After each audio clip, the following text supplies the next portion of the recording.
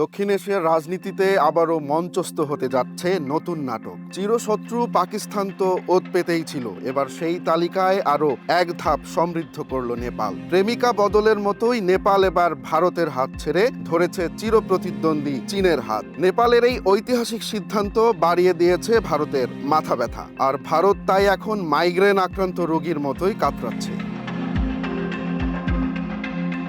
সাম্প্রতিক বছরগুলোতে একের পর এক মিত্র হারাচ্ছে নয়াদিল্লি। সেই মিছিলে পাকিস্তান তো ছিল চিরশত্রু, এবার তার উপরে উল্টো খরার ঘা হয়ে এসেছে শ্রীলঙ্কা, মালদ্বীপ আর বাংলাদেশ নিয়ে বেড়েছে সংকট। তালিকার লেটেস্ট সংযোজন এবার নেপাল। শুনতে অবাক লাগলেও দক্ষিণ এশিয়ার এই ছোট্ট দেশটি দিল্লির চোখে চোখ রেখে কথা বলা শুরু করেছে।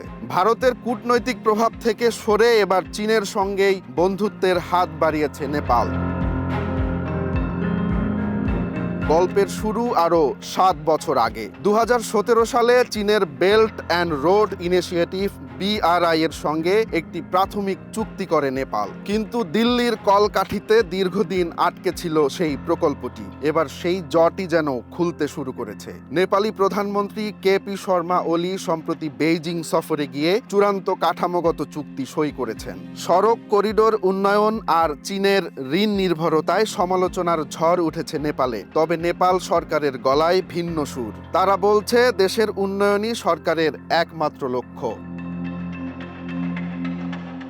কিন্তু দিল্লির জন্য চিন্তার জায়গাটা এখানেই। এই চুক্তি শুধু নেপাল চীন সম্পর্কই শক্তিশালী করবে না, বরং ভারতের প্রভাবকে এক ঝটকায় কমিয়ে দেবে। বিশেষত পোখারা বিমানবন্দর যেভাবে BRI এর সফলতা হিসেবে ফলাও করে দাবি করছে চীন, তা দিল্লির জন্য শাখের করাত হয়ে উঠেছে।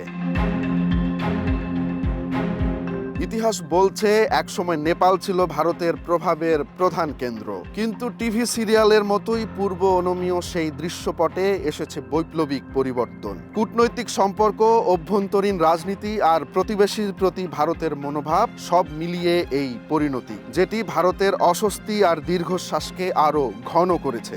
দক্ষিণ এশিয়ার ভূ রাজনীতিতে এই পরিবর্তনগুলো শুধু আঞ্চলিক সম্পর্কের উপরই প্রভাব ফেলছে না, বরং চীন ভারত প্রতিযোগিতায় নতুন মাত্রা যোগ করেছে। নেপালের এই নতুন দৃষ্টিভঙ্গি কি ভারতের জন্য কোনো বড় বিপদের বার্তা দিচ্ছে, নাকি এটি নেপালের কেবলই খেয়ালি মেজাজের মুড সুইং? সে প্রশ্নের উত্তর হয়তো সময়ই বলে দেবে। আপাতত দিল্লির দুশ্চিন্তা যে গলা ছাড়িয়ে মস্তিষ্কে পৌঁছাচ্ছে তাতে সন্দেহ নেই কারোরই।